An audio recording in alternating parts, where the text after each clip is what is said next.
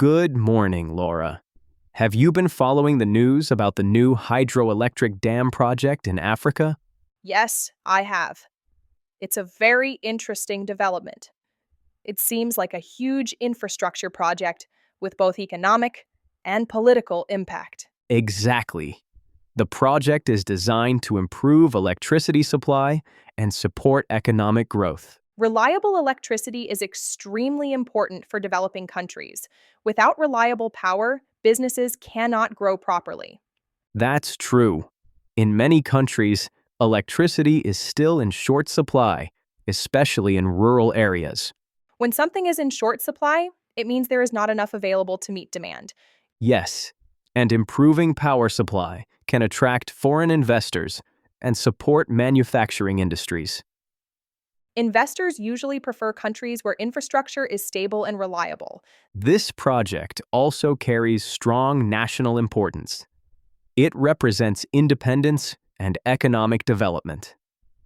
Yes, some projects carry a lot of symbolic meaning. They can represent progress and national pride. Exactly.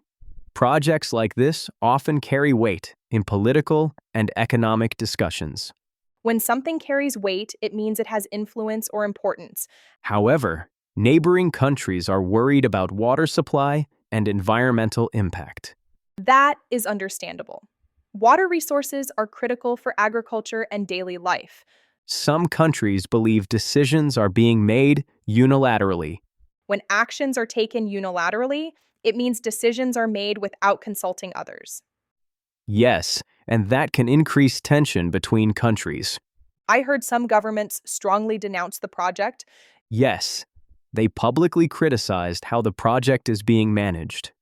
To denounce means to strongly and publicly say something is wrong or unacceptable. Exactly. International disputes often involve strong language like that. From a business perspective, the project creates both opportunities and risks. Investors are interested in energy development, but they also worry about political stability.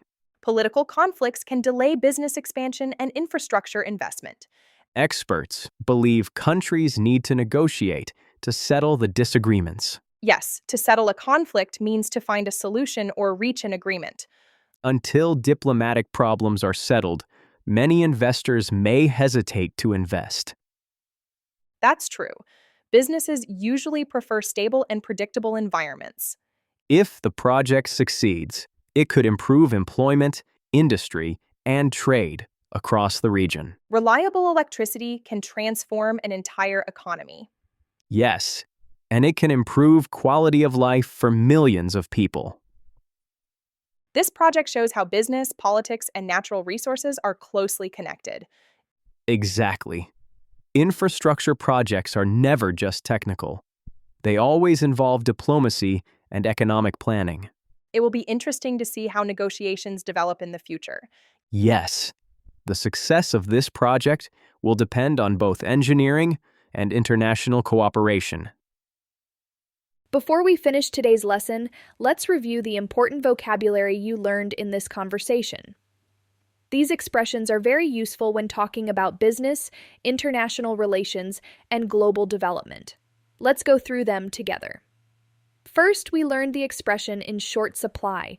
When something is in short supply, it means there is not enough of it available to meet demand. For example, water, electricity, or raw materials can sometimes be in short supply.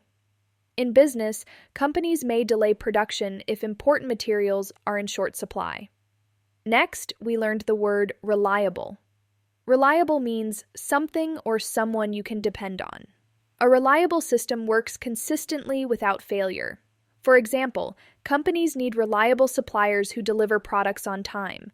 Employees who always complete their work properly are also considered reliable. Another important phrase is carry weight. When something carries weight, it means it has influence or importance. People listen carefully to opinions that carry weight. For example, a senior manager's decision usually carries weight in a company because employees respect their experience. Next, we learned the word unilaterally. When someone acts unilaterally, they make decisions alone without discussing them with others. In business or politics, unilateral decisions can sometimes create conflict because other people may feel excluded from the decision-making process. We also learned the verb denounce. To denounce means to publicly criticize something strongly. This word is often used in international news, politics, and corporate disputes. For example, a company might denounce unfair competition or unethical business practices. Finally, we learned the verb settle. To settle something means to resolve a disagreement or find a final solution to a problem. In business, companies may settle disputes with partners, customers, or governments through negotiation or agreement. These vocabulary words help you discuss serious business topics, global development, and international cooperation more professionally. Try using these expressions when talking about business news or workplace discussions. The more you practice them, the more confident your English communication will become. Thank you very much for learning with us today. If you enjoyed this lesson, please like, subscribe, and share this video to continue improving your English skills. See you in the next lesson.